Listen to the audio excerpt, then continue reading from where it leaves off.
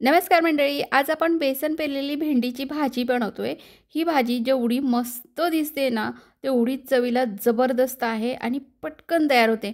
Recipe खूप सोपी आहे, सुरुवात करूयात। तर सुरुवातीला भेंडी स्वच्छ धुवून चांगली पुसून त्याच्या देठाकडचा आणि काठाचा भाग काढून घ्यायचा आणि हव्या त्या आकारामध्ये कट करून घ्यायची। इथे बघा, मी थोड्याशा उभट अशा फोडी करून घेणार आहे। तर मधून कट करून अशा उभ्या उभ्या अशा फोडी कट करून घेतलेल्या आहेत।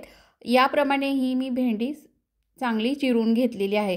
लक्षात ठेवा, भेंडीमध्ये ओलावा राहता कामा नये, नाहीतर भेंडी चिकट होईल। भेंडी चिरून झाली। आता याच्यामध्ये एक मोठा चमचा भरून धणे पावडर, अर्धा चमचा जिरा पावडर, अर्धा चमचा गरम मसाला, पाव चमचा हळद आणि 2 चमचे मोठे भरून इथं मी लाल तिखट घेतलेला आहे।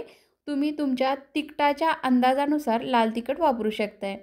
अर्धा चमचा आमचूर पावडर आणि चमचाभर तेल घातलं आणि आता हे सर्व मसाले आणि तेल भेंडीला चांगलं चोळून चोळून लावून घ्यायचं, म्हणजे भेंडीमध्ये सर्व मसाल्यांचे फ्लेवर उतरले जातील। आता सर्व मसाले भेंडीला चांगले कोट झाले की एक 10 मिनिटांसाठी भेंडी मुरत बाजूला ठेवायची आहे। मी 400 ग्राम भेंडी घेतली, त्यासाठी इथं मी अर्धा कप इतकं बेसन घेतलेलं आहे। बेसन आपल्याला कोरडंच भाजून घ्यायचं आहे। तर आज मी इथं the Indus valley India's number 1 cookware brand करून एक स्टेनलेस स्टीलची कढई मागवली आहे।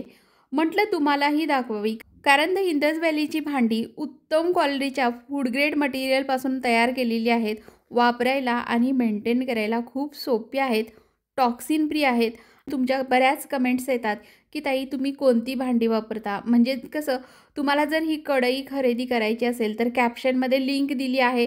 स्क्रीनवर तुम्हाला नीलम्स किचन हा कूपन कोड दिसतोय आणि नीलम्स किचन हा कूपन कोड जर तुम्ही वापरला ना, तर तुम्हाला अतिरिक्त 12% पर्यंत डिस्काउंटसुद्धा मिळू शकतो। या भांड्यांची लिंक खाली डिस्क्रिप्शनमध्ये दिलेली आहे, तिथे जाऊन तुम्ही चेक करू शकता।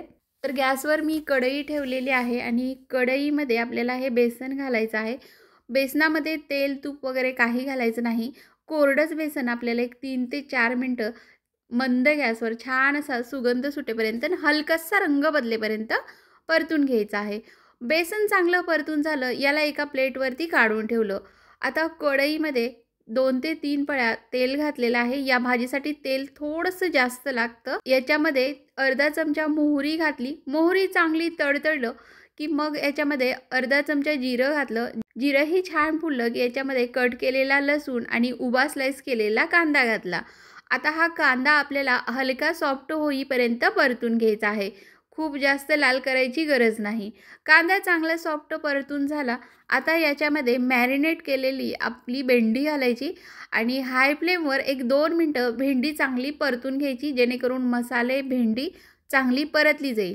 भेंडी चांगली परतून झाल्यानंतर आता गॅस कमी करायचा आणि कमी गॅसवर भेंडीला एक 4 ते 5 मिनिटाची वाफ द्यायची, म्हणजे भेंडी शिजली जाईल। अधेमध्ये झाकण काढून हलवून घ्या, म्हणजे भेंडी तळाला चिकटणार नाही। तर एक 5 ते 6 मिनिटं मी या भेंडीला चांगली वाफ दिलेली आहे। भेंडी बऱ्यापैकी चांगली शिजली गेली आहे। आता याच्यामध्ये मीठ टाकायचं।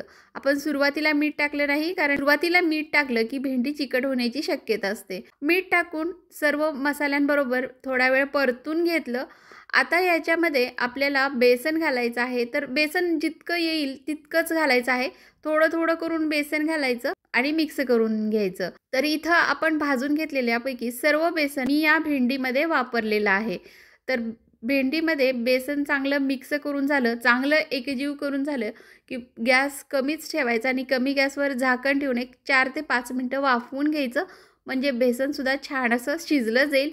वरून बारीक चिरलेली कोथिंबीर घालायची आणि पाहू शकताय काय मस्त ही भेंडीची भाजी दिसते। तुम्ही या प्रकारे एकदा ही भाजी बनवून बघा, चवीला खूप भारी लागते।